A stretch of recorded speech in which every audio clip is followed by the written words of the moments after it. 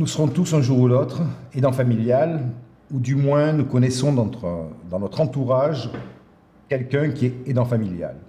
Alors être aidant familial, c'est accompagner un proche en perte d'autonomie en général. On accompagne les parents dans 75% des cas. On accompagne son père, sa mère, soit très âgé, et en situation de dépendance, soit avec une maladie neurodégénérative, un cancer, un handicap.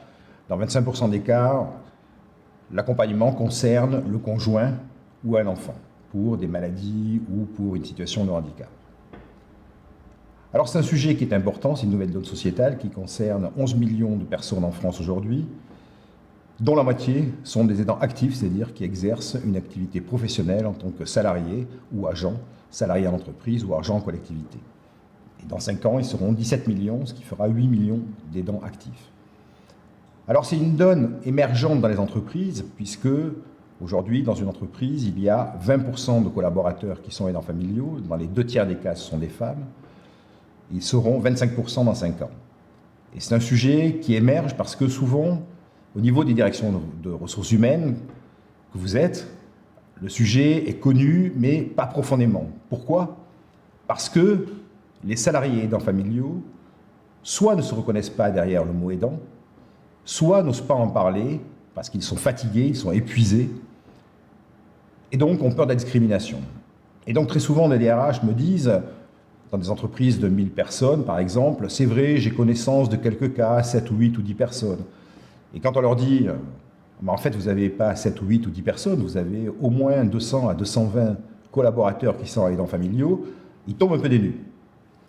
Alors ce qu'on va essayer de proposer aujourd'hui, c'est dans un premier temps, de vous décrire la cartographie des aidants, l'impact pour le salarié et pour l'entreprise, et ensuite, comment faire en sorte de pouvoir accompagner ces salariés aidants familiaux dans une démarche qui va lier une action sociétale avec une démarche de retour à la performance.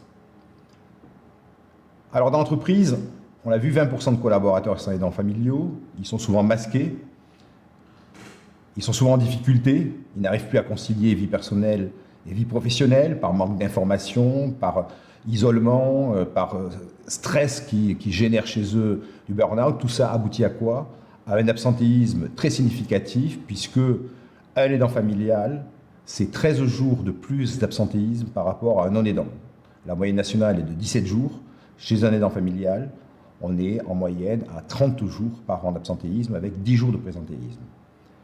C'est une population dont la moyenne d'âge est autour de 49-50 ans et plus, mais on a environ 38% des aidants familiaux qui ont moins de 40 ans. C'est ceux qui accompagnent souvent soit leurs enfants, soit leurs conjoints, soit leurs grands-parents, qui est une nouvelle donne dans les aidants familiaux. Et l'absentéisme, pour la majorité des aidants, est un absentéisme qui est de type junior chez les personnes qui sont seniors, c'est-à-dire qu'ils s'absentent très souvent et pour de courtes périodes, alors que l'absentéisme normal de type senior, ce sont des absences relativement longues et moins fréquentes, plus faciles à compenser. Donc on se retrouve avec des aidants familiaux seniors qui s'absentent fréquemment pour de courtes durées et dont le remplacement est très complexe. Et donc avec un coût qui est un coût important en matière d'absentéisme et de perte de productivité qui est estimé entre 5 et 8 000 euros par an, par aidant. Ce qui fait que, si on prend l'exemple d'une entreprise de 1000 salariés, le coût moyen par an va être entre 1 million et 1,6 million d'euros de coût pour l'entreprise. Alors la difficulté, c'est de dire comment faire et quels en seront les bénéfices. Comment faire? La première question que posent souvent les directeurs de ressources humaines, c'est comment je vais pouvoir identifier mes collaborateurs aidants familiaux s'ils ne veulent pas en parler, ou s'ils ont peur de la discrimination, ou s'ils ne se reconnaissent pas. La première étape, et il y a une chronologie à respecter dans la démarche d'accompagnement de ces collaborateurs aidants familiaux, la première étape, c'est de mettre en place des conférences de sensibilisation, d'information précédées pendant les 3 semaines qui précèdent la conférence par une communication de qualité. Cette communication est destinée à permettre à vos collaborateurs aidants familiaux de venir assister à ces conférences, tout en leur permettant de se reconnaître au travers des différents accroches que l'on peut mettre sur des supports traditionnels, affiches, flyers, mais aussi sur HTML, pour les intranets dans l'entreprise, leur permettre de se reconnaître, leur permettre de se sentir valorisés et leur permettre de prendre conscience que l'entreprise s'occupe enfin d'eux et met en place des dispositifs pour les accompagner sur le long terme. Pendant ces sessions de conférence, à la fin, un questionnaire est remis qui va permettre de poser plusieurs questions, dont celle qui consiste à demander aux collaborateurs aidants s'ils souhaitent être accompagnés plus en avant. Et ça vous permettre ainsi d'identifier vos collaborateurs en situation d'aidant familial. La deuxième étape, c'est de former le maillon clé qui existe entre la direction et les collaborateurs, que sont les managers. Il est important que les managers puissent d'abord être au courant de l'impact macroéconomique qu'ont les aidants familiaux. Je rappelle qu'aujourd'hui, les dernières études montrent que ça a un impact macroéconomique de l'ordre de 15 à 20 milliards d'euros par an en matière de coûts sur l'absentéisme. On a parlé tout à l'heure du coût individuel dans l'entreprise et du coût collectif pour l'entreprise. Mais permettre aussi aux collaborateurs managers d'avoir les outils pour reconnaître un collaborateur aidant familial, quels sont les signes qui vont lui permettre, parce qu'il s'absente plus souvent, parce qu'il est moins performant, parce qu'il est plus distant, il est un peu plus isolé. Deuxièmement, de pouvoir aborder le sujet avec lui. On touche quand même à la sphère privée, donc il y a une méthodologie d'approche pour le collaborateur aidant familial. De connaître les dispositifs qui sont mis en place dans l'entreprise, souvent les managers n'en sont pas informés, et de pouvoir les proposer à son salarié aidant familial, dispositif interne ou dispositif externe.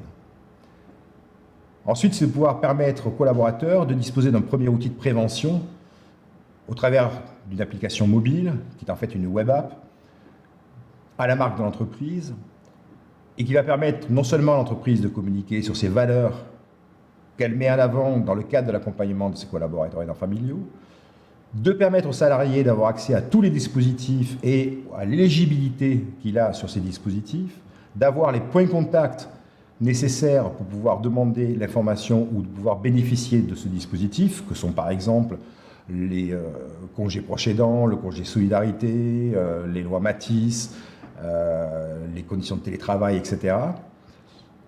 De pouvoir avoir accès donc à un catalogue vidéo pour répondre aux questions que se posent les aidants, aux premières questions sur comment obtenir une aide financière, comment obtenir une aide humaine, connaître la cartographie des différents aspects juridiques que sont le tiers de confiance, la curatelle, la tutelle, les démarches, les directives anticipées, comment faire.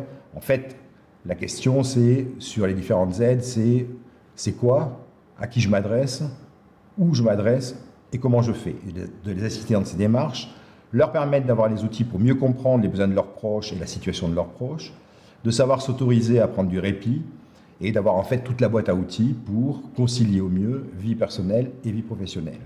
Dans un premier temps, à titre préventif, ils bénéficient aussi d'une échelle de mesure de leur niveau de fatigue, mais aussi de 2 assistances téléphoniques, une pour les aider aux démarches administratives, qui sont souvent très chronophages et compliquées, et une autre, si besoin est, pour une assistance psychologique tous les jours, de 8h à 22h, 7 jours sur 7.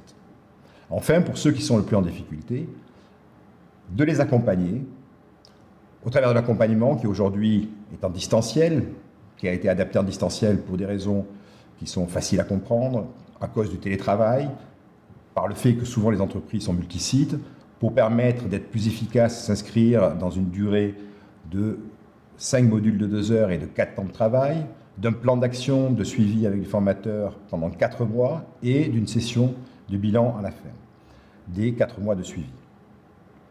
Ces formations permettent à l'aidant non seulement d'acquérir les connaissances nécessaires sur, comme je l'ai précisé tout à l'heure, les aides, le répit, le juridique, savoir prendre soin de soi, comprendre son proche, mais aussi à leur permettre de développer quelque chose qu'ils développent naturellement en matière de gestion du stress, en matière d'organisation, en matière d'empathie, qui sont souvent développés de façon empirique, consolider tous ces soft skills de façon à ce qu'ils puissent ensuite les mettre non seulement en application vis-à-vis de leurs proches, mais aussi en application dans leur vie professionnelle.